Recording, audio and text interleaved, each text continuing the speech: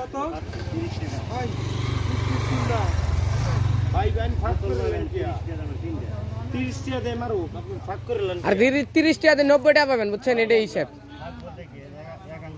আমরা ভাগ লাগতো না ভাই আমরা এক মের তিনটা হলাম জোটো করতাম না